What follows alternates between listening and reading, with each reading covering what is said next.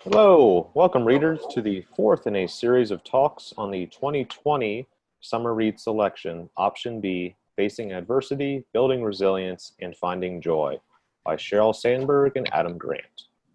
This powerful, inspiring, and practical book focuses on building resilience and moving forward after life's inevitable setbacks, including the current COVID-19 crisis.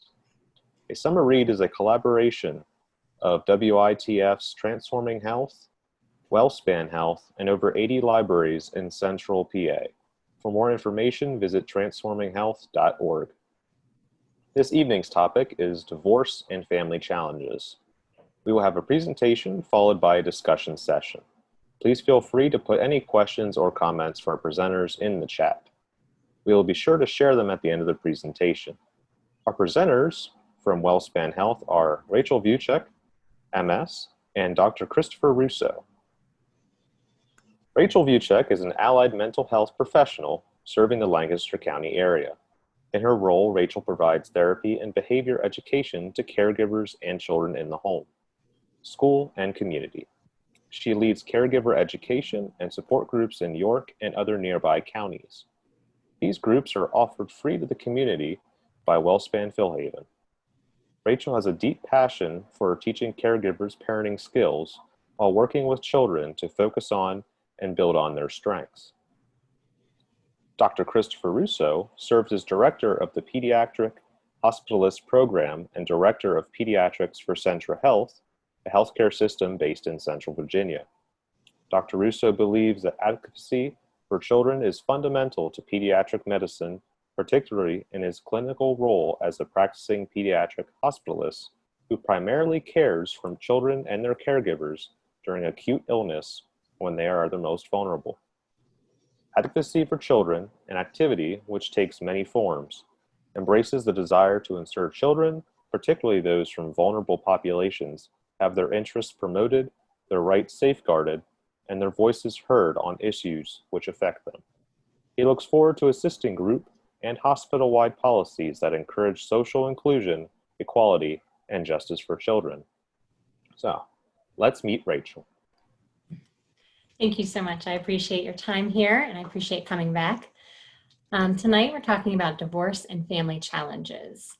Divorce and family challenges can be traumatic and stressful experiences. Family challenges include miscarriages or having difficulty conceiving, separation from a loved one due to incarceration, military deployment, or work, having a parent or sibling in the family who is ill or requires additional support, or being a caregiver of another family member, or having a family member with dementia, job loss, homelessness, poverty, and many more. Both divorce and family challenges aren't often discussed or shared openly with others, compounding the stress and difficulty of the situation.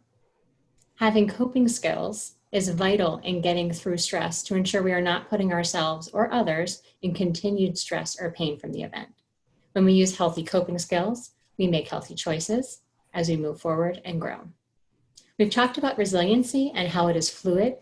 There are many things that you can do today to help yourself build resiliency before something were to happen. And I believe there are YouTube videos available through the York Community Library on our resiliency talk. So experiences associated with divorce and family challenges. Divorce and family challenges are devastating. Divorce and family challenges often don't get the same support as other experiences of loss or stress because it is often not obvious or talked about openly with others. By not sharing your experience with others, you can feel isolated from family members, friends, or coworkers. They will also feel excluded and isolated from you by seeing a change in your behavior or mood, but not understanding what you're going through. Sheryl states in option B that she shares this experience as talking about the elephant in the room.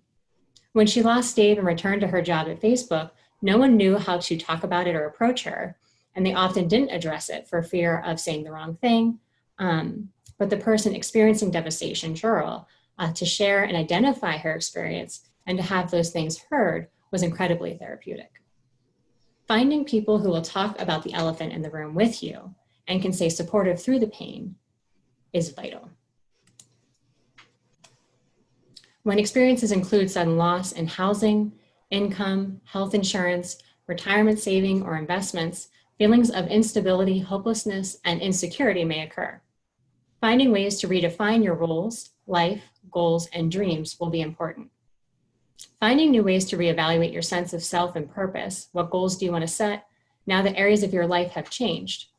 How do you do things independently or differently now that things have changed from your past? Not only with divorce, but also with becoming a sole parent as your spouse is deployed or travels for work, becoming a caregiver of someone you love, having a sibling or parent who has increased needs or support for care, thinking of your life as a mother, then being unable to conceive or having a miscarriage. How do we redefine our purpose, our goals, our ambitions to fit our option B? What does that look like? Who is part of your option B? What are your own roles or goals in your own option B? In any stressful experience or event, we will need to find acceptance for the situation. Allow a process for grieving the past and allow a process for growth in the future. To be able to move forward, we must accept where we are. What is our current reality? Then truly believe in ourselves and our value. Tell ourselves that we can get through it day by day. Just as Sheryl could only focus on getting through the day after Dave died. The future was too full of moments where Dave would not be there. But if she could just focus on the moment she was in and how to make the right choice to get through the next moment, she could get through a day, then a week, and beyond. So how to help yourself cope through divorce and family challenges.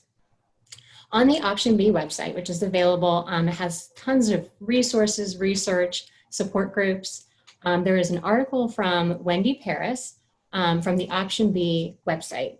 And she talks about how to help yourself cope with divorce. And I find these things perfectly applicable to other family challenges as well. The first step that she shares is self-compassion. It is one of the strongest traits needed to recover from divorce or adversity. Building compassion for yourself rather than blame. We can remember this from personalization phase of blame. We are allowed to make mistakes. We are allowed to grow. We are allowed to be different people than we were 10 years ago or even yesterday. When you acknowledge that you can make mistakes, then we can own our future and our past.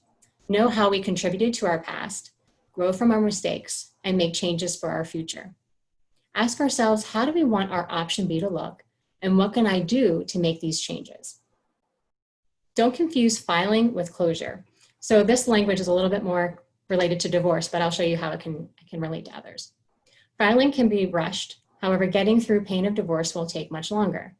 Harris refers to Forrest Mawston, a Los Angeles-based collaborative attorney, mediator, and author, saying there are 5 levels of separation. There's sexual, physical, emotional, financial, and legal. You could legally be separated and still emotionally be enmeshed with that person. So remember to give yourself space to tend to all of the elements of separation. And when I think about this, I also think about miscarriage, deployment, becoming a caregiver. If we adjust to it, sometimes people assume we've moved on. So these events change us and our perspectives. So after the DNC of miscarriage, people have it in the past and it's not talked about in the future. If we have a spouse that's come home from deployment, there are still issues and feelings that need to be shared and discussed. And if we think about, and if we also think about caring for someone, being a caregiver of someone, and that person either passing away or moving on to another level of care, there are still emotional components of caring for someone that we love that we need to work through and express and share with others to be able to get through those moments. So continuing how to help yourself cope, we're building a toolkit. I do this often with people that I work with as well, with children and with caregivers.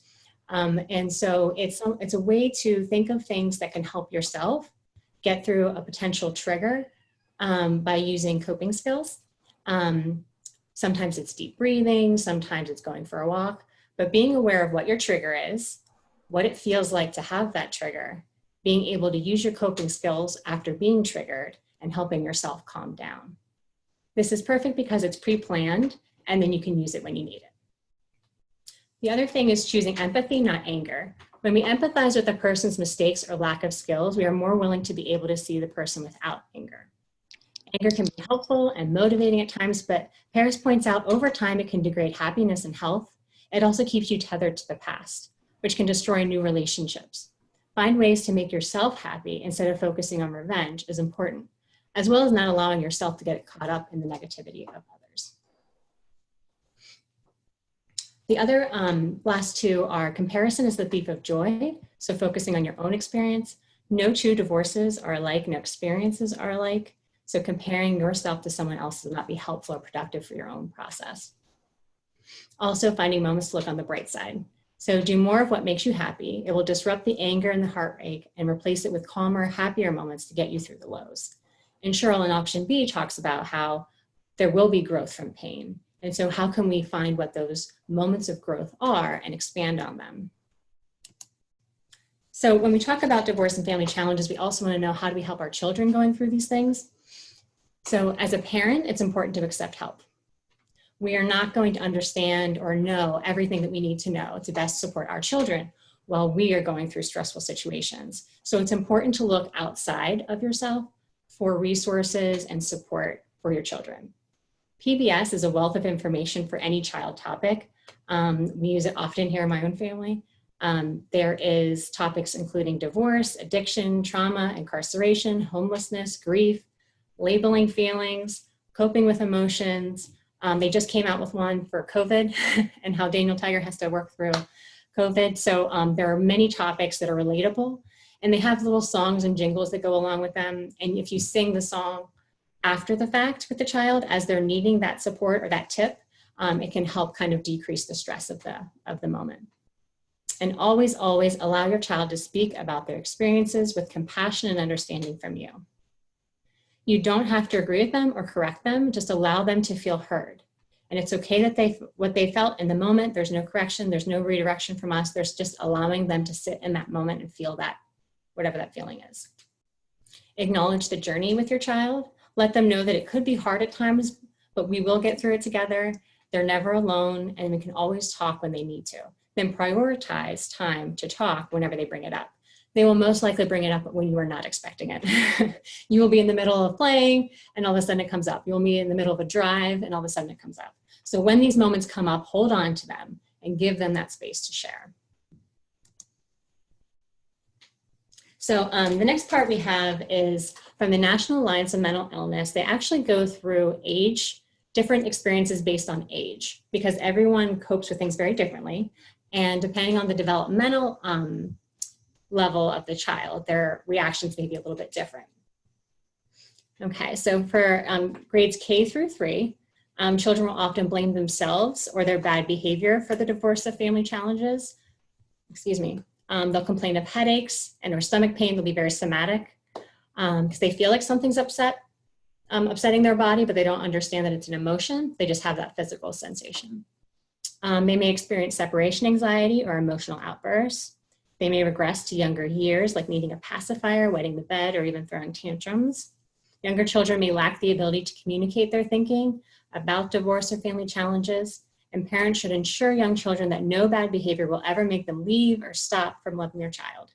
In addition to seeking professional support, educators and parents should create a space for children to express their fears and worries about the divorce or family challenges. For grades 4 through 6, we want to think about they're most likely going to be showing anger, embarrassment, or frustration. It might stir up conflict with peers. They could show frequent tearful distress and or a lack of interest in activities that used to make them happy. Children of this age may feel pressure to pick a side between two parents or keep both parents happy and take personal responsibility for a parent's emotional well-being. Educators should work with parents to encourage students to try new activities that can direct their attention toward play and creativity and being a child. That's also, we call it parentifying. So we're putting responsibilities of a parent onto a child. For grades 7 through 12, children are more likely to experiment with new and risky behaviors, such as substance use. They're more likely to display extreme moodiness or negativity. They begin demonstrating poor school performance and or disinterest, distraction from their future. Teenagers experience the effects of a divorce divorce might feel guilty about leaving home or feel that they have to change or sacrifice their plans. Parents can support teens' mental health by encouraging them to pursue their goals and to plan for the future. Educators can do the same by listening to their students' college goals, for example, and for helping them plan. How to help children with parents. How to help children going through divorce. At any age, individual professional counseling can be a useful space for children to express their frustration outside of the home and to get help with extreme behaviors that happen either in the school or in the home or in the community. Educators and school counselors can also set up counseling groups for children in changing families so students know that they are not alone. Group therapy is really effective for children in validating their feelings and experiences and connecting them with others. With thoughtful and engaged parents and educators, children can maintain a good mental health and healthy relationships later in life, despite the adversity that they've gone through. Children may also build new skills during adversity that will serve them later in life, such as being able to speak to two different sides or viewpoints, being flexible, and prioritizing their own health or well-being prior to getting into a relationship, having compassion for others as well. There's always that silver lining. So for co-parenting, a lot of my work is working with two parents. Sometimes they're together and most often they're separate. And so how do we work together as a team to make sure that they're being consistent with each other and that they're helping the child? So as much as possible, I ask both parents to be consistent, to be confident in what their expectations are, and to be committed to what those expectations are and not falter or change. So a child's anxiety will decrease when they have consistency within that home. We want to find ways to connect with your children.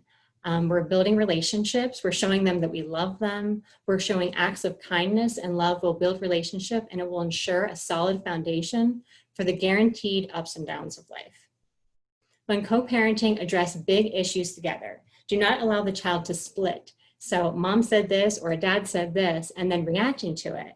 Call dad and say, hey, what's going on? You know, Susie just told me this, or hey, Tommy just came home and said this. Get on the same page as each other and show that you can still be united in your parenting, even if you're not still together. You will have different values and be setting different boundaries. You both most likely will feel very differently about certain areas of raising children, about COVID and how to respond to it. So do not allow the child to be the messenger. Do not speak ill of the other parent. Try to be as united as possible in front of the child and discuss topics, discuss the heavy topics that you don't agree on without the child present. Setting boundaries like this will allow the child to feel content in their role without having to accommodate or protect one parent or the other. If there are obvious differences between two households with no agreement in the future, reinforce that this is how we do things in our house. This is why it's important to me to do this in our house. And also connect it with a reason that would motivate the child. We do this in our house, and we think that it's better for you because you will learn how to be independent. So you're connecting that this is separate and this is what we do here, and this is why it's important to you as well. And another example would be, it is important to me that you follow directions because that shows respect. And when you follow directions at bedtime, we have more time to read together before you go to bed. So how to build resiliency with your family as a whole. Again, we're talking about bonding. We're making time for each other. We're creating new routines and traditions within your family circle, whether it is with just the parent and the children, or if it can be with both parents and the children. You're thinking of your family as a team. You can get through the adversity together, acknowledge that it's a tough journey, but that you can get through it together. Provide opportunities to connect and talk about what they're feeling and thinking. So find some ways to kind of slow down in your routine. If things are busy and you're going from one place to another, there aren't many opportunities to connect unless you're driving in a car. Connection in cars are always a good thing because you're not giving direct eye contact. You're both looking away from each other. So it's not as, children don't get as defensive because you're not looking directly at them. But try to make time to connect, hear what they're feeling, hear what they're experiencing and validate it. A lot of bonding, a lot of talking, a lot of sharing feelings, and a lot of validating. When we feel understood, our stress is alleviated. When we can communicate our stress through writing, talking, or drawing, we're relieving our stress and our tension and developing a bond with each other. Okay, that's it. Thank you.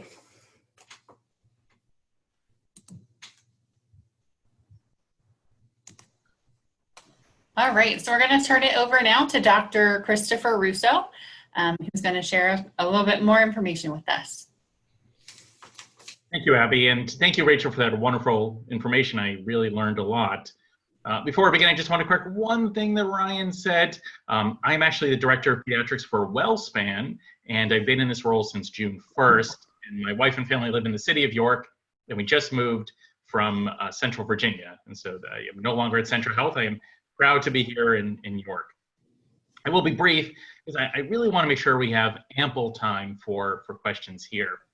Now, I want to gear what I talk about first to really some practical tips on how you might address children and work with them. First, it's offering support and age-appropriate advice to the child. Be the child's advocate. That's so important. And validate the reactions to the divorce or whatever family challenge there might be. These could be guilt, anger, sadness, and the child might feel that they're no longer loved. And so that perceived loss of love, how can you really be an advocate? You really want to make sure the child is reassured that they didn't cause the separation. They didn't cause whatever challenge the family is going through. And the child is not expected to, nor can they be expected to solve the problem. It's not their problem. And that's really, as an advocate, your role is very important. Second, it's going to be, and Rachel did talk about this, just to really kind of establish very clear boundaries and in your role to, as a friend or a counselor or whatever role you might find yourself in, to really maintain positive relationships with both parents. And it's not your role to take sides in this. Next, discuss family functioning in an anticipatory way. What parents do and those around them do is so important to the child's adjustment. Anticipatory guidance involves prepping the person ahead of time, help them cope with what might actually happen, so that this way, when it does actually happen, they know what to do, that they have resiliency and strategies on how to deal with that.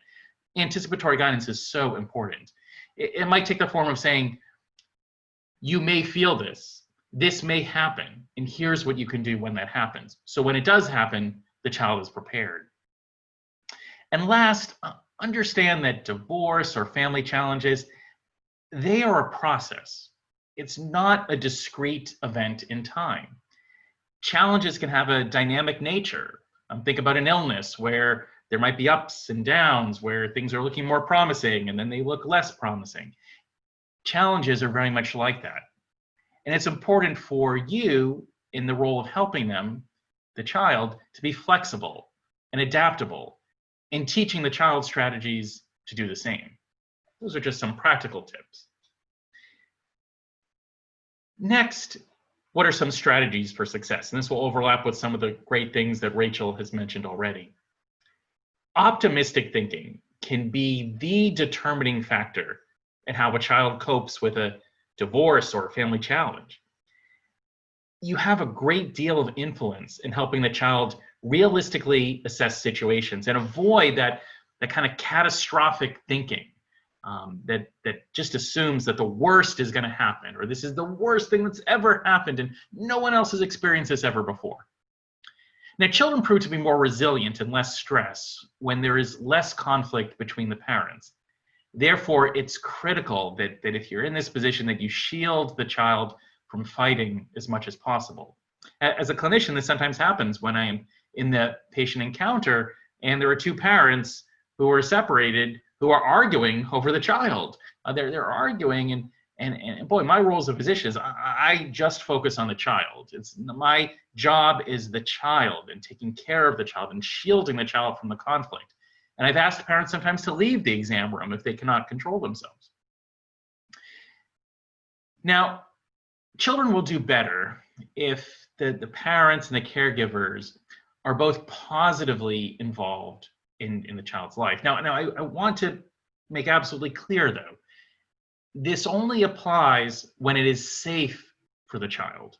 So if the one caregiver is not capable, if one caregiver can't maintain safety in the household, let's say an abusive situation, for example, that does not apply.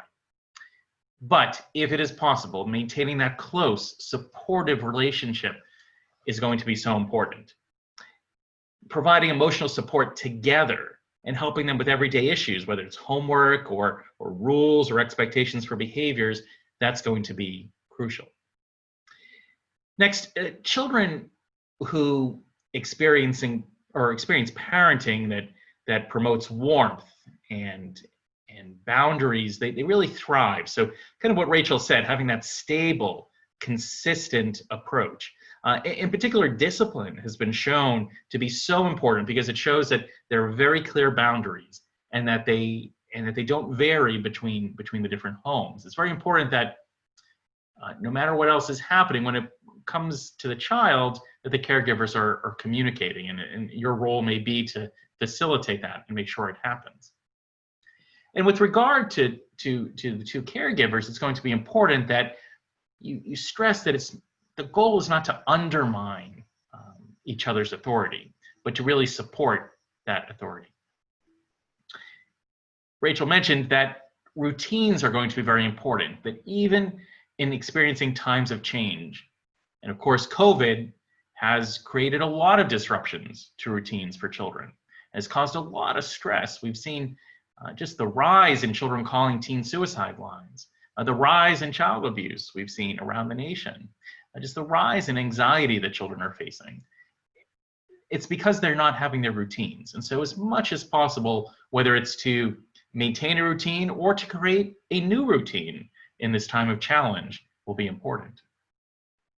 And finally, we know that children who are better able to seek out and obtain support from others can adapt better to the changes that are going around them.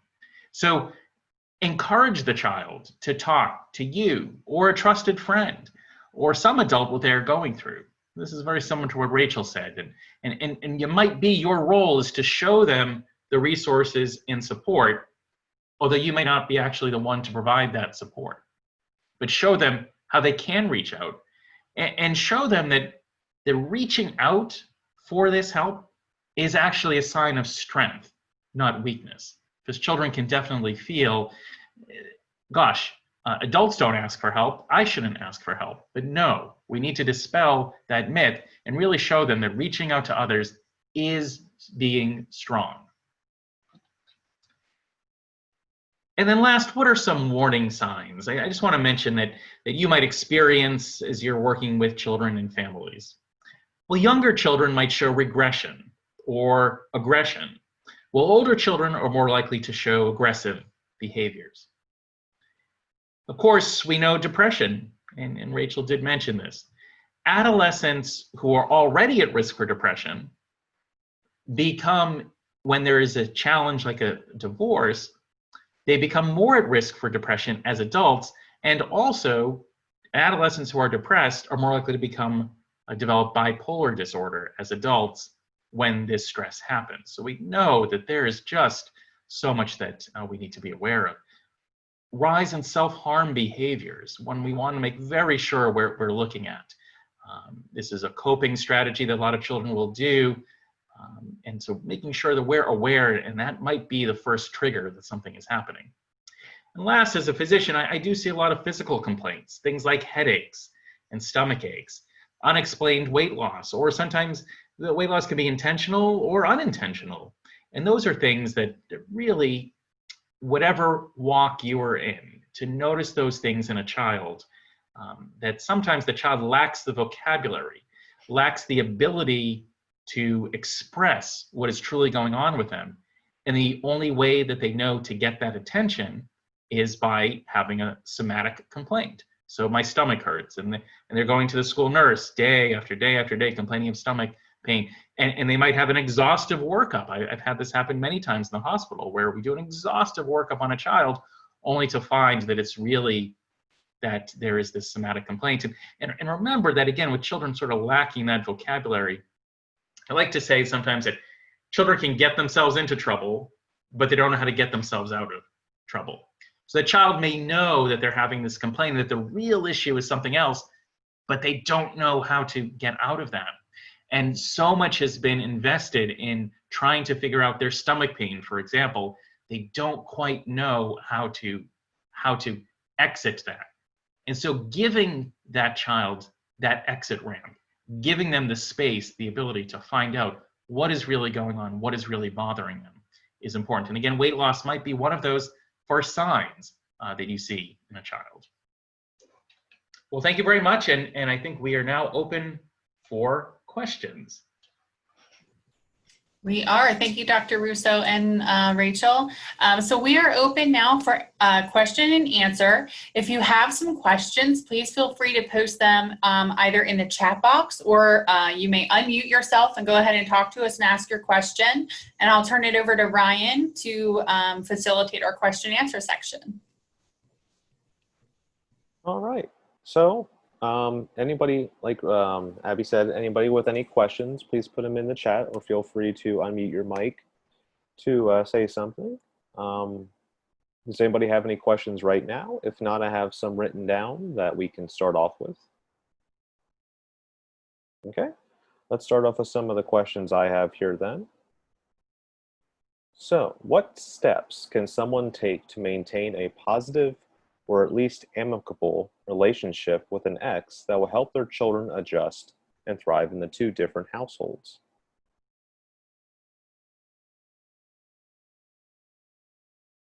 So I can just share a little bit, and Rachel, I'm sure you have some other thoughts as well.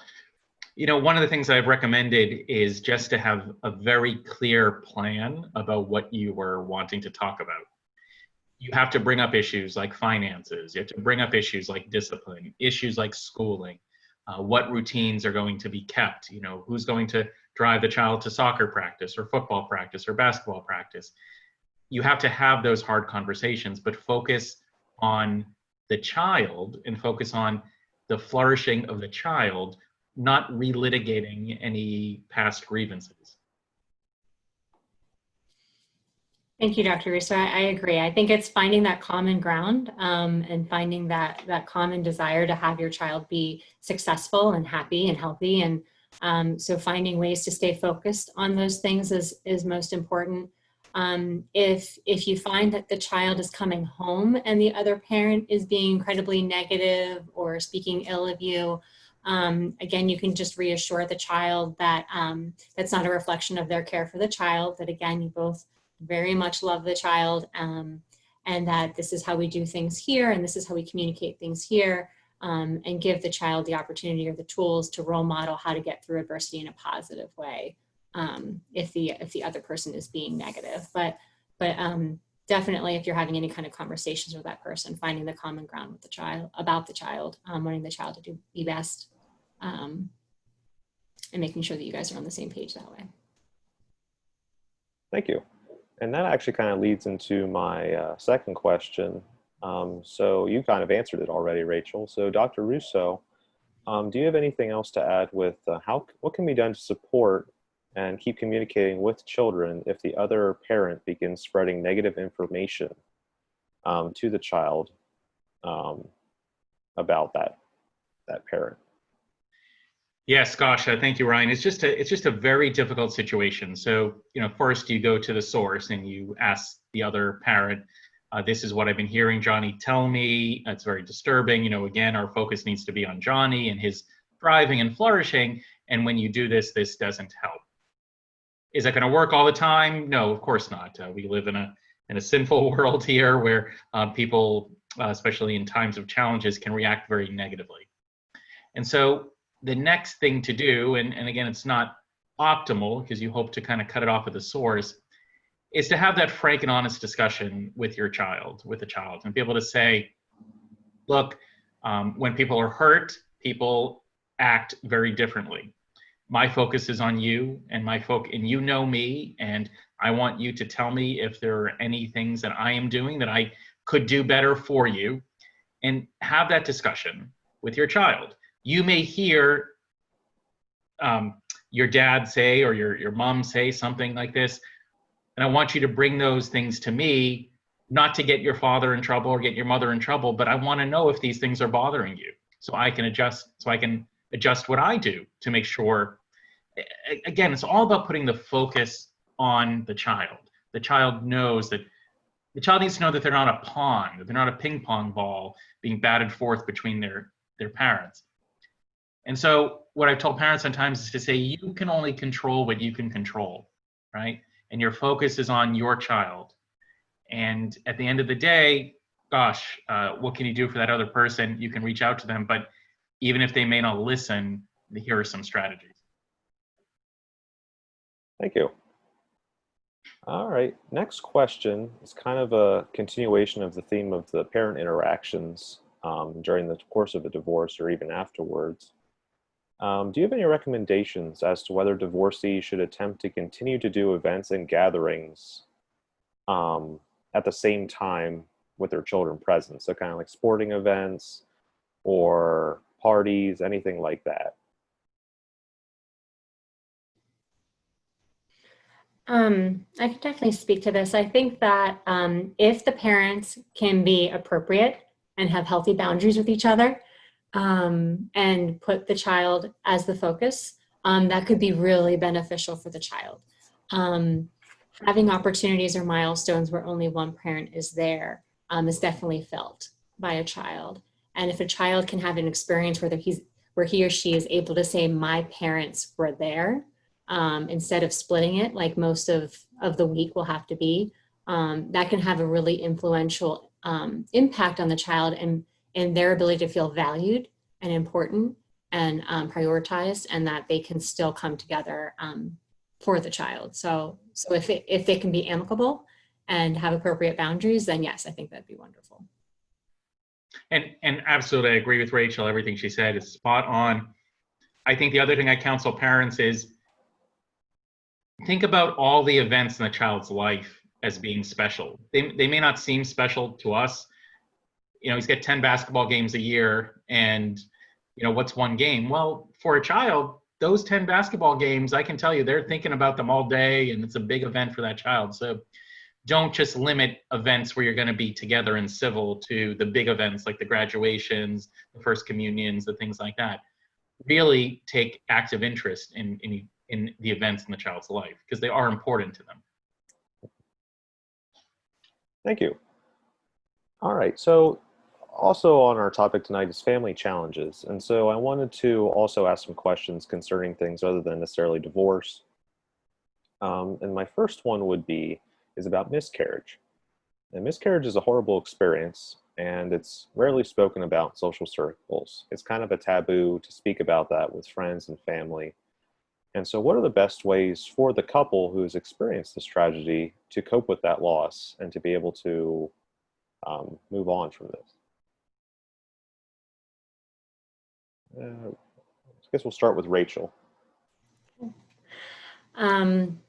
Yes, miscarriage is incredibly difficult and not very often spoken about. I do think that it can be helpful to start with your innermost circle and work your way out. Miscarriage is much more prevalent than people realize. And so when they actually go through the experience and start to share, they realize how many more people in their life also went through that experience. And being able to have someone else that can validate that experience and go through that walk with them, I think can be truly valuable. Another opportunity I think that could be used to connect with others, social media. I see many people that do posts for infant loss, October 15th, and they share the child that they had lost and memorialize that child. Sometimes they celebrate the due date of what would have been for that child, and also the date of the child that they miscarried with the child. So I think that it's becoming less taboo, although it's still difficult. But I do think that if someone is going through that experience, to really start with your inner circle and work your way out. But then there can also be a lot of support through social media. There are groups, support groups of people that have gone through infant loss and miscarriage. So there are opportunities out there if it's something that they're looking to process and go through and share with others.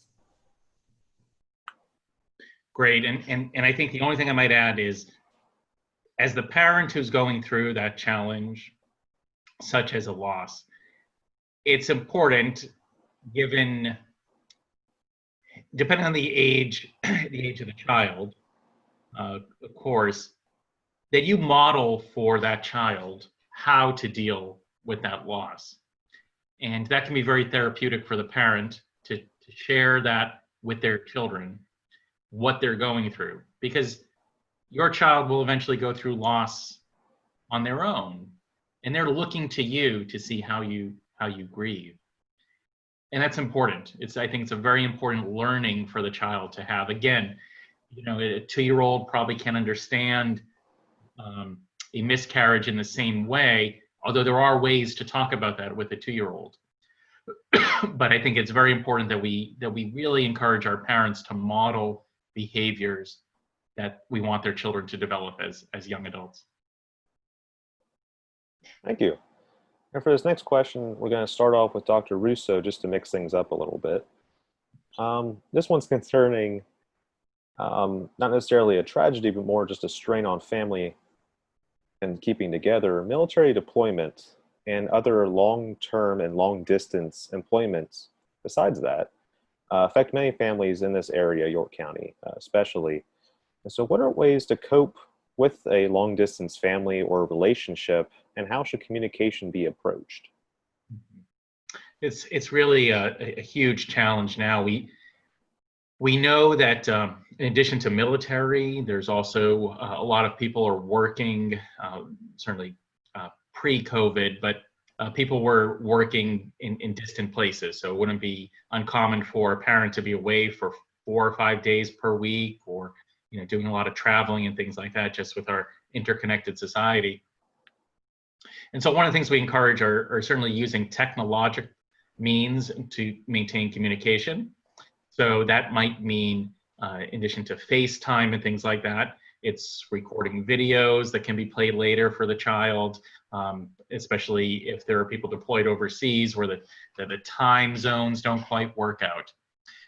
The second thing is maintaining routine. So, if it's something that, okay, we always prayed together before bed, before daddy was deployed, well, you see how to integrate daddy into that routine that you're doing, into the prayers, whether it's the child's praying for their daddy, or the mother's reading a prayer from daddy or something like that.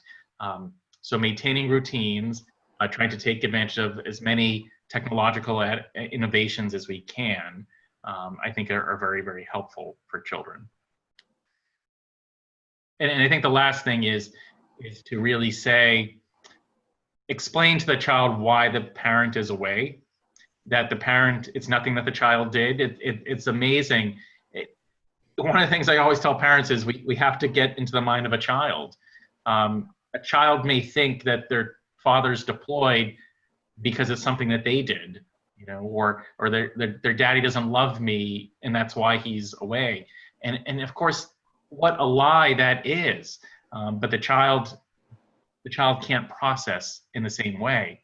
And so really making sure we overemphasize, mommy is away on deployment because she loves our country very much, and this is what she feels called to do, and someday you maybe feel called to do something similarly.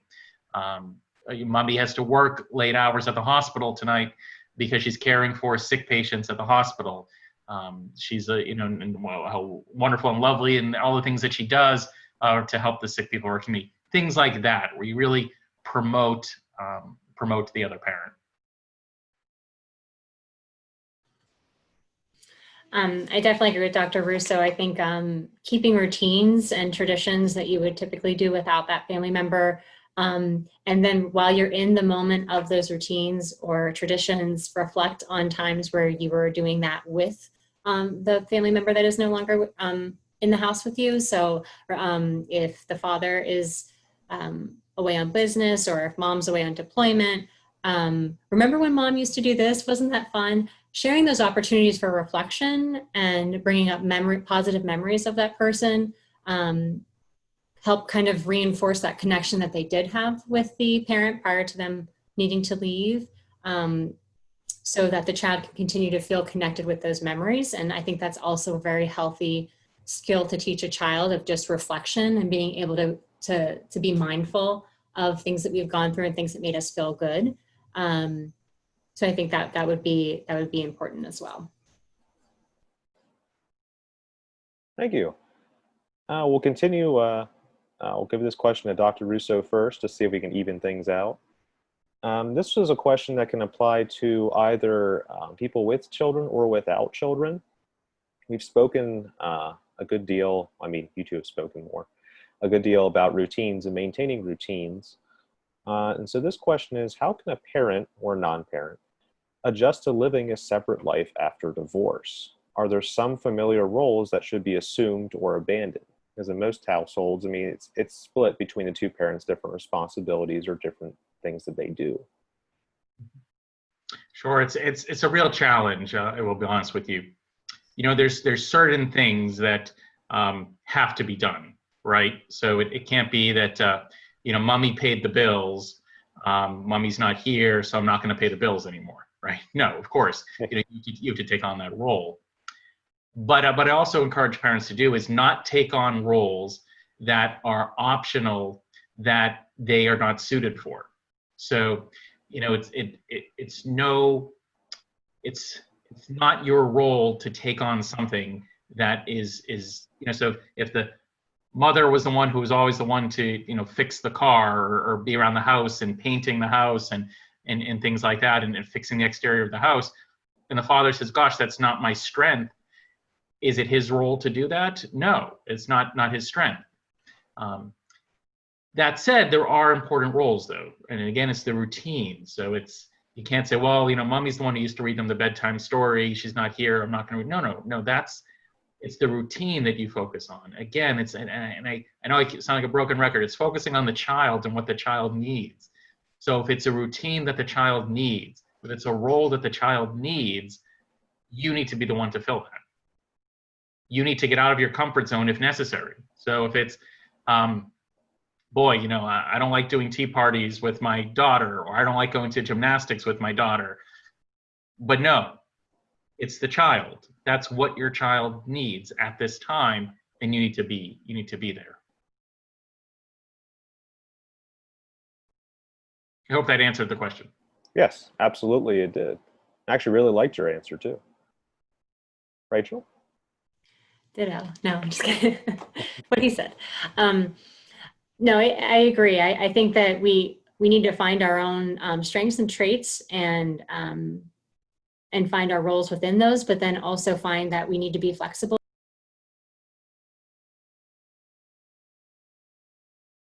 and be able to provide those staples that are required whenever you're running your own household. That can be tough, I think, for people that are used to doing things one way, and especially if there is some kind of loss.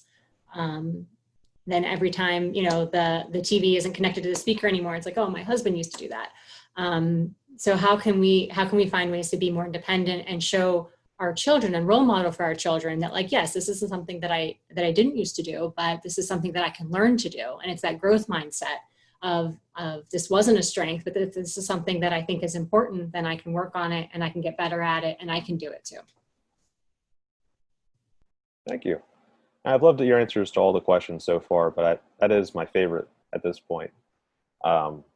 It's a hard thing to do when, say you're their parent, you have another parent to rely on to help do these things, and then assuming different roles and not wanting to, not being comfortable, as you said, example, tea party. Maybe the father is not necessarily comfortable with that. Well, it's like, well, it doesn't matter. It's the child who's important here, and it's the child who's developing. So I really did like your answers.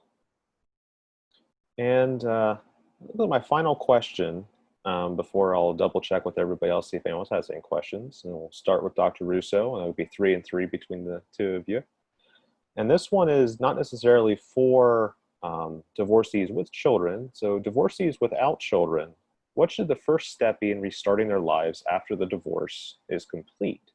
What steps should they take in creating their new life separate from someone else who may have been living with for years?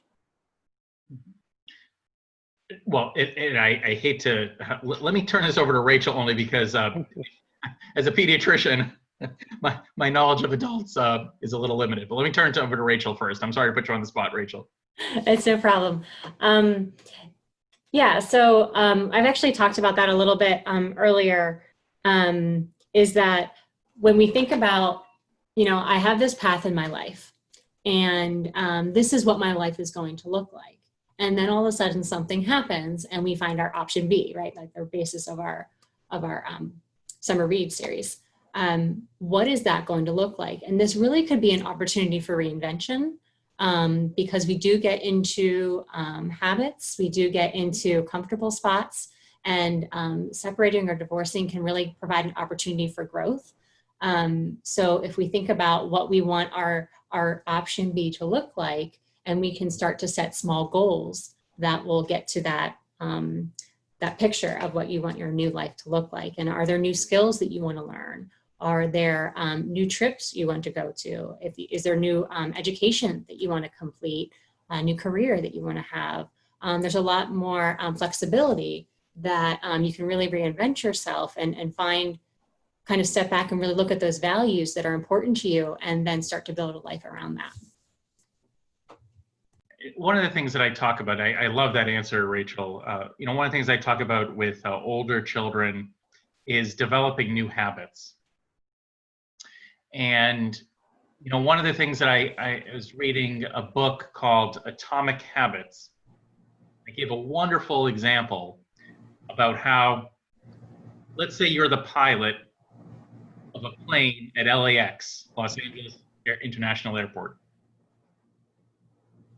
You're the pilot, and if she moves her plane 3.5 degrees, that changes the trajectory of that plane. So let's say the plane was supposed to go from LAX to New York. And I see there's a Yankees fan in one of these windows here. Let's say they're going to see Billy Martin at Yankee Stadium there. So if the pilot, if she just moves her plane 86 inches, I mean, that's probably the width of your wingspan there, 86 inches. That plane, instead of landing in New York, lands in Washington, D.C. Just that small little change is going to have a payoff down the line. And so I did a lot of work when I was in Virginia with children in acute stabilization from mental health crises. And I would talk to them how those little changes, those little inches that you do, those things add up in the long run. And so creating those new habits, having the space and the opportunity to create those new habits is what is ultimately going to have the biggest payoff.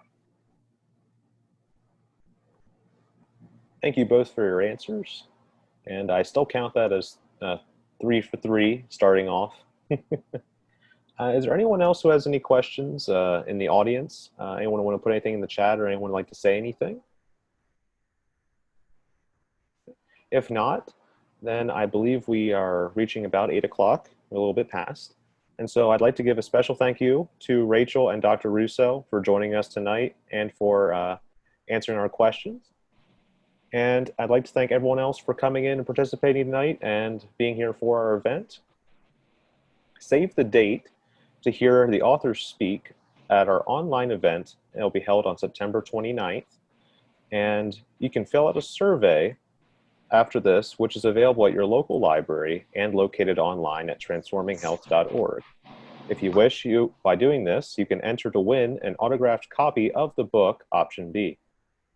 Invite your family and friends to join us next week for the 5th presentation in our Thursdays with the Summer Read series, Grief and Loss. Stay safe and stay connected to your library. Good night, everyone.